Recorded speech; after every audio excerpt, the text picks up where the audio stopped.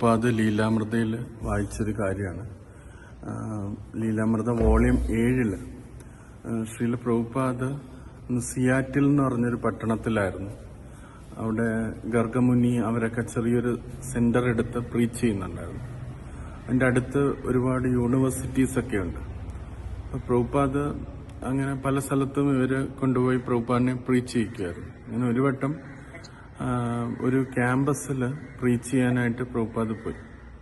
അപ്പം ഇത് ആ ക്ലാസ്സൊക്കെ കഴിഞ്ഞ് തിരിച്ചിറങ്ങി വരുന്ന സമയത്ത് ആ യൂണിവേഴ്സിറ്റിയിൽ കുറച്ച് റിപ്പോർട്ടേഴ്സ് എന്ന് പറഞ്ഞ ആൾക്കാർ വന്നു. യൂണിവേഴ്സിറ്റിയിലൊരു ന്യൂസ് പേപ്പറുണ്ട്, അതിന് റിപ്പോർട്ടർ ഉണ്ടെന്ന് പറഞ്ഞ് വന്നു. അപ്പം പ്രഭുപാദ് ഓക്കെ സംസാരിക്കാമെന്ന് പറഞ്ഞു. അപ്പോൾ അവർ സംസാരിച്ചു തുടങ്ങിയപ്പോഴത്തേന് ഒരു റിപ്പോർട്ടറിന്റെ ലെവലിലല്ല സംസാരിച്ചത്. ഒരു ഇൻട്രോഗേഷൻ, ചോദ്യം ചെയ്യലിന്റെ രീതിയിലാണ് അവർ സംസാരിച്ചു തുടങ്ങിയത്.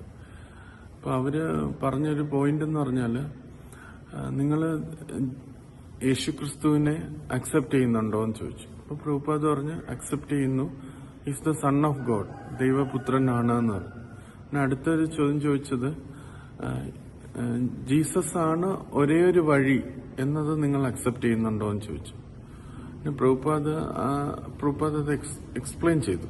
പ്രഭുപാദ് പറഞ്ഞു, നിങ്ങൾ വിചാരിക്കുന്നുണ്ടോ ദൈവം ലിമിറ്റഡ് ആണോ അൺലിമിറ്റഡ് ആണോ എന്ന് വിചാരിക്കുന്നുണ്ടോ എന്ന് ചോദിച്ചു.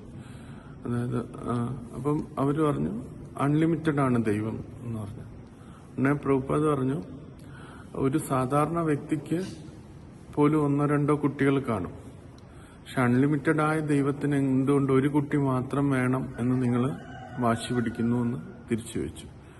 അപ്പം ദൈവം അൺലിമിറ്റഡ് ആയതുകൊണ്ട് ദൈവത്തിന് അൺലിമിറ്റഡ് ആയിട്ടുള്ള കുട്ടികളുണ്ടാവും. അപ്പോൾ അൺലിമിറ്റഡ് ആയിട്ടുള്ള കുട്ടികളിലൂടെ നമുക്ക് ദൈവത്തിനെ അപ്രോച്ച് ചെയ്യാനും പറ്റും എന്നിങ്ങനെ പ്രഭുപാദ് പറഞ്ഞു. പക്ഷെ അവരത് അക്സെപ്റ്റ് ചെയ്തില്ല. അവര് തിരിച്ച് ഇത് പറഞ്ഞുകൊണ്ടിരുന്നു. ഇതാണ് അവർക്കത് ആ തത്വം മനസ്സിലാവുന്നില്ല. പിന്നെ പ്രഭുപാദിന് അവിടുന്ന് പോവേണ്ടി വന്നു. പ്രഭുപാദ് ഉടനെ തന്നെ ഒരു ലെറ്റർ എഴുതി, വേറെ ബ്രഹ്മാനന്ദ പ്രഭുവിന് ലെറ്റർ എഴുതി. അപ്പൊ ഇങ്ങനെ പറഞ്ഞെന്ന് ഈ കാര്യങ്ങൾ പറഞ്ഞു. എന്നിട്ട് പ്രഭുപാദ് പറഞ്ഞൊരു പോയിന്റ് എന്ന് വെച്ചാൽ, ഭഗവാനോട് അസൂയ പുലർത്തുന്ന വ്യക്തികൾക്ക് ഒരിക്കലും ഭഗവാന്റെ ഈ തത്വങ്ങൾ ഗ്രഹിക്കാനായിട്ട് ബുദ്ധിമുട്ടുണ്ടാകും എന്നുള്ളത് പറഞ്ഞു. നമുക്ക് അസൂയ എന്നുള്ള വികാരം മാറ്റിവെച്ചാൽ മാത്രമേ ഭഗവാനെ പൂർണ്ണമായിട്ട് മനസ്സിലാക്കാൻ പറ്റൂ എന്നുള്ളത് ഈ ഒരു ഉദാഹരണത്തിലൂടെ പ്രഭുപാദ് ബ്രഹ്മാനന്ദ പ്രഭുവിന് ലെറ്റർ എഴുതിയപ്പോൾ അത് പറയാം.